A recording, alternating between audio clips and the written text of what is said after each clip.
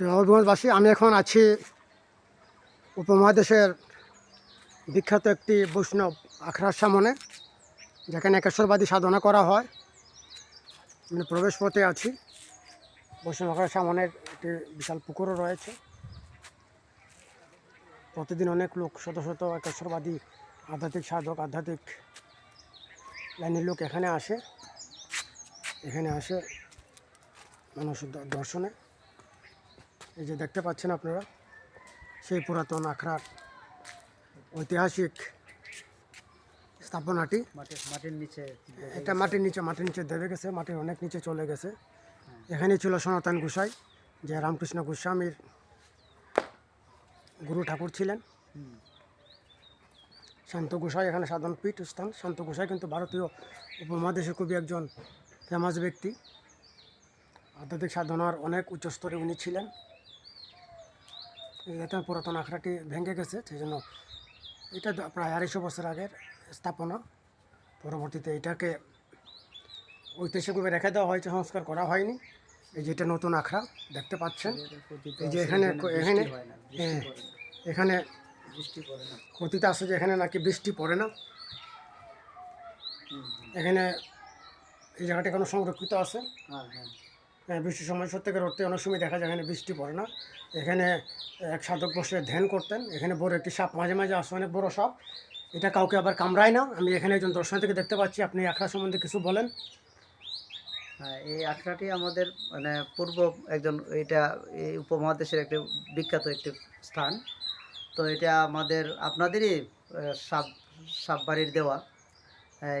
এই আখড়াটি সনাতন গোস্বাইয়ের আখড়া। আমরা জানি ওইটাকে রামকৃষ্ণ আখড়া।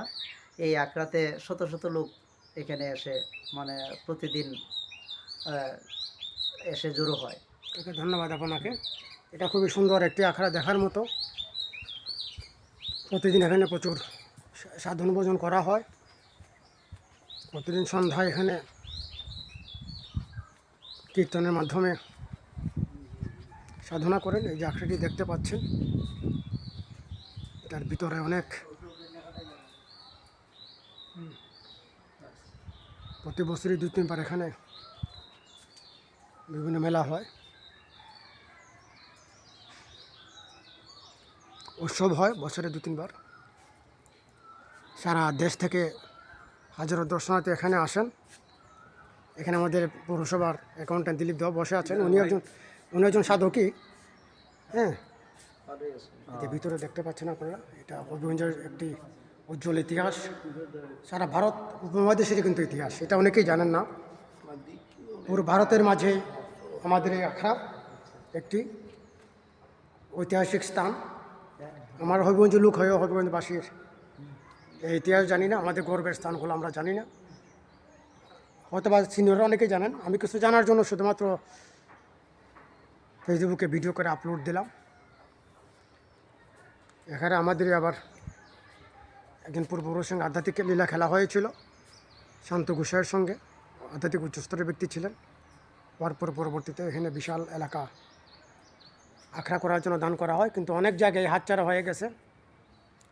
অনেকে জেনে বিগত ব্রিটিশ আমলে প্রায় 150 বছর আগে অনেক জায়গা জমি, আখড়ার জমি অনেকে নিজের নামে করে নিয়েছেন। এটা ব্রিটিশ আমলই করে নিয়েছেন, কারণ আখড়ার বয়স প্রায় 250 বছর। সামান্য কিছু জমি জমা এখন আছে।